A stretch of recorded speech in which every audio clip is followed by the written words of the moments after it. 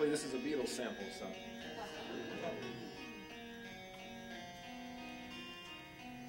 I have a feeling people will be retelling the story for years to come.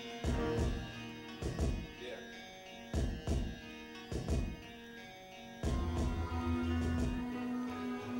Yeah. Check it.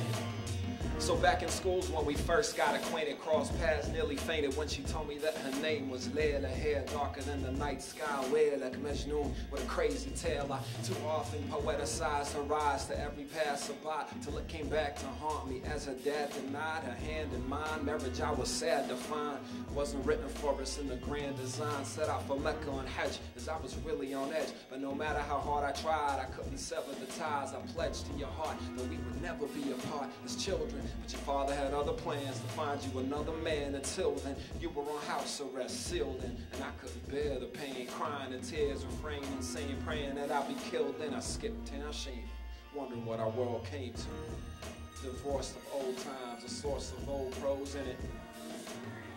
Just how strong the memory remains in a reverie of pain. Insane, I'm not fine, I'm yours, however distant you may be. Intertwined, forever reminded, you're my lady. There blows no wind but watch your sentence, sings no bird but calls your name. Sorry, can you pause that for me?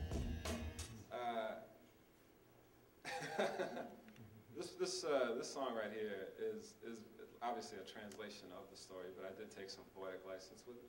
But generally speaking, I tried to kind of follow, you know, the way that it went. But anyway, as much as I enjoy the beat, I just want to say the rest of it a cappella. Can you put the volume on the mic up a little bit? Sure.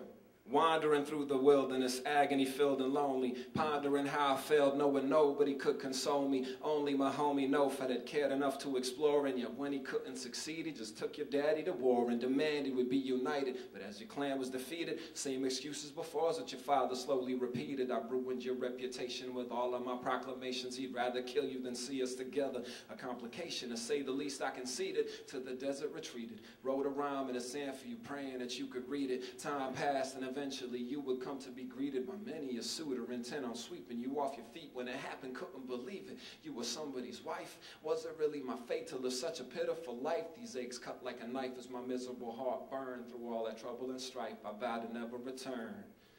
Brain sick, they would call me, demented, smitten and mad, and this took a toll on Baba's health. Whoa, it was getting bad. See, I was his only son, and so I was all that he had. He died of a broken heart. I knew that it made you sad. You sent me a note condoling me, said you were thinking of me.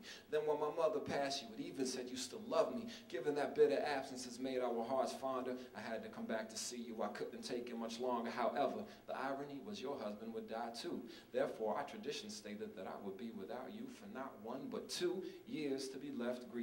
Naive, and in spite of love was this tangled web we were weaving. My karma just getting even for living life depraved. Why was it such a sin to have given all that I gave? For now I lie at your grave, and I'm ready to die a widow. And thus ends the tale of Majnun.